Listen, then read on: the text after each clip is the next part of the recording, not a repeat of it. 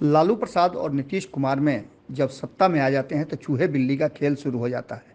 हालांकि लालू प्रसाद तो सामने से जो भी बात कहना होता है कह देते हैं, लेकिन नीतीश कुमार छुप छुप करके उन बातों को करने और न करने का फैसला लेते हैं। आपको बता दें कि जब आज से एक साल पहले, अभी कुछ दिन बाकी हैं एक साल होने में, लेकिन जब अगस्त 8 तारीख को नीतीश कुमार ने ये फैसला ले लिया कि वो महागठबंधन के साथ सरकार बनाएंगे, उसके बाद से लालू प्रसाद आगे क्या करेंगे, लालू प्रसाद की रणनीति क्या होगी, इस बात पर चर्चा होने लगी। मंत्रिमंडल का गठन हुआ, लेकिन उस गठन में कहीं ना कहीं जगदानंद सिंह का गुस्सा सबको नजर आया और उस गुस्से में जगदानंद सिंह 2 से 3 महीने तक बाहर रहे। उसके बाद उनके पुत्र को उसमें जगह भी मिली थी मंत्रिमंडल में, लेकिन अचानक से कुछ ऐसी बातें सामने आ गई। मंत्रिमंडल की बैठक छोड़ करके नीतीश कुमार के मंत्रियों और उनके अफसरों पे जिस तरह का आरोप उन्होंने लगाया और ये कहा कि वो चोरों के सरदार हैं, लेकिन महासरदार तो नीतीश कुमार हैं। ऐसे स्थिति में काम करना मुश्किल होगा। किसानों को लेकर के, किसी समस्याओं को लेकर के सुधाकर सिंह हमेशा सड़क पर रहे हैं।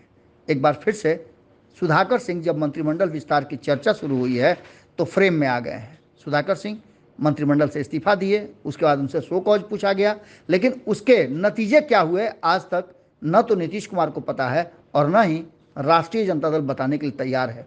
लेकिन जैसे ही मंत्रिमंडल की सुगबुगाहट तेज हुई, सुधाकर सिंह फिर से फ्रेम में आ गए।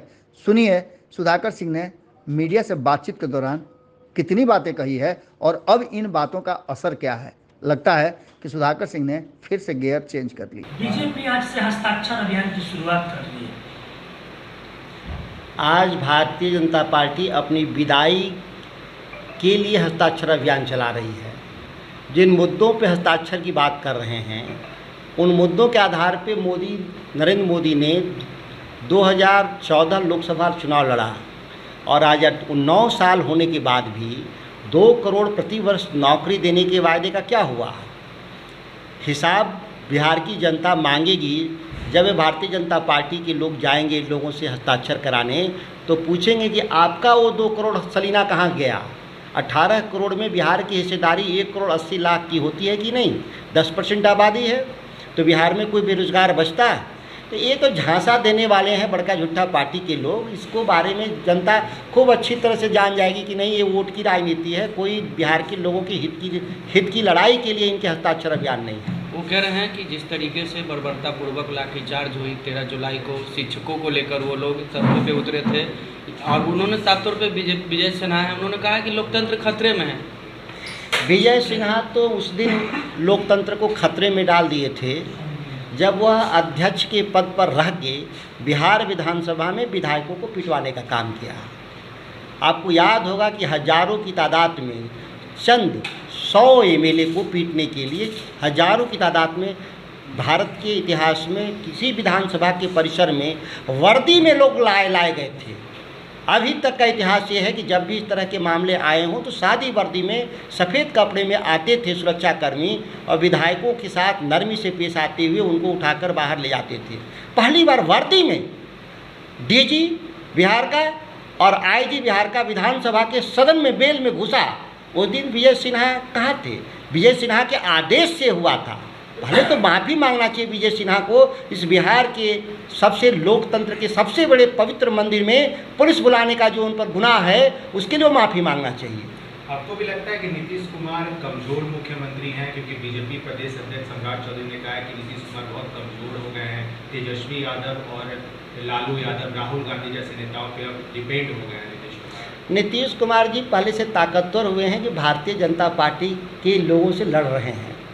जब तक वो वहाँ थे भारतीय जनता पार्टी के साथ तो मेरी मान्यता थी कि वो कमज़ोर थे। लेकिन आज वो भारतीय जनता पार्टी से दो हाथ करने को तैयार हैं एक राष्ट्रीय पार्टी से, तो नीतीश कुमार कमज़ोर कैसे हुए?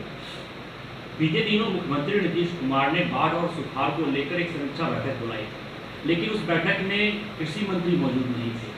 लगातार कृषि के मामले को लेकर जो किसान हैं वो सड़क पर देखे जाते हैं।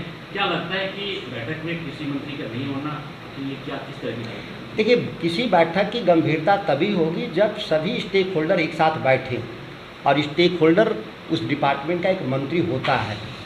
इसीलिए निर्णय जो होना चाहिए उस स्तर का निर्णय नहीं हुआ। आप लोगों ने देखा होगा जो भयावह स्थिति है बिहार का सूखा के को लेकर के, वह कोई छुपा हुआ नहीं है। आपको मैं बधाई देता हूं कि आप लोगों ने सुखाड़ पे सवाल मेरे से किया। अभी मैंने पत्र भी लिखा मुख्यमंत्री जी को कि आप कम से कम जो ग्रामीण फीडर में जो बिजली उपलब्ध है उतने घंटे कृषि फीडर में भी दीजिए, 20 घंटा 22 घंटा 24 घंटा बिजली दीजिए। दूसरा है कि जहाँ बिजली नहीं है वहाँ पंपिंग सेट चलाने के लिए डीजल दीजिए, डीजल का अनुदान। वो बिछड़ा तो काम खत्म हो गया, बिछड़ा का टाइम फेल कर गया, अब तो रोपनी का समय फेल हो रहा है। आप रोपनी के लिए पैसा दीजिए और गहन समीक्षा की आवश्यकता है। और मैं तो ये कहूँगा कि बिहार में अगले 15 दिन सभी काम को ठप करके किसानों के हित में सभी प्रशासन के लोगों को लगा करके रोपनी उसको कराने की ज़रूरत है। क्या किसानों के हित में बिहार सरकार पूरी तरह से फेल है? देखिए, सफल और फेल दो एक ऐसा ध्रुव है जिस पर हम तुलनात्मक रूप से कह सकते हैं। हम फेल भी नहीं कह सकते और हम सफल भी नहीं कह सकते, क्योंकि जो हालत है वो प्रकृति प्रदत्त है और जो प्रकृति ने अतिरिक्त समस्या जब पैदा कर दिया तो राज्य सरकार की भूमिका बढ़ जाती है। तो राज्य सरकार को जिस स्तर पे प्रतिक्रिया की ज़रूरत है वो अभी हमको नहीं दिखाई दे रहा है। इससे ज़्यादा मजबूत और तीव्र प्रतिक्रिया की ज़रूरत है कि किसानों की खेती ठीक से हो सके। आपको भी लगता है कि नीतीश कुमार किसी से गाइड होते हैं? आपके ही सहयोगी दल ये कह रहे हैं कि नीतीश कुमार अफसर शाही से गाइड होते हैं, वो ठीक तरीके से फोकस नहीं करते। कोई और अब सहयोगी दलों ने किस दल ने किस व्यक्ति ने कहा ये मैंने देखा नहीं और किन संदर्भों में कहा इसलिए भी मैं नहीं जानता। निश्चित तौर पर बिहार में सामूहिक रूप से निर्णय लेने की ज़रूरत है। मैं हमेशा व्यक्ति केंद्रित राजनीति के खिलाफ रहा हूँ। व्यक्तिगत तौर पे मैं बताता हूँ, किसी दल का कोई नेता हो, बिहार एक बड़ा राज्य है और इसको चलाने के लिए सामूहिक उत्तरदायित्व के ही जरिए हम बेहतर निर्णय ले सकते हैं। ये नहीं मैं कहता कि निर्णय नहीं ले सकता कोई व्यक्ति, लेकिन व्यक्ति तब अच्छा निर्णय लेगा जब वो समूह में निर्णय ले। अब उस समूह में कौन कौन हिस्सेदार होगा, कौन स्टेक होल्डर होगा, ये राज्य के प्रमुख को तय करना है। अधिकारी भी एक स्टेक होल्डर हैं, लेकिन मेरी मान्यता है कि जनप्रतिनिधि सबसे बड़ा स्टेक होल्डर है, उससे राय ली जानी चाहिए। तब जब बिहार एक भीषण संकट में पड़ा हो, सूखा जैसा राज्य के स्तर पर का मामला है, ये कोई छुटफुट घटना तो नहीं है कि कोई गाइड कर देगा। जनप्रतिनिधियों को बुला करके, कैबिनेट के मंत्रियों को बैठक ले करके इसको तत्काल निर्णय लेने की ज़रूरत है। अगर ये वीडियो पसंद आई और वह बिहार के राजनीति और बिहारियत से सरोकार रखेनी तो सब्सक्राइब बटन दबा के चैनल के सब्सक्राइब कर ली। ओजे एगो घंटी बा, ओकरा बटन दबा देला से कुल सटीक और मारक खबर रुआ मुफ्त में मिल जाई। अगर रुआ पत्रकारिता के हमनी के नया प्रयोग में सहयोग कर चाहतानी तो ज्वाइन बटन दबा दी। पेटीएम नंबर नोट कर ली 9386816700। धन्यवाद।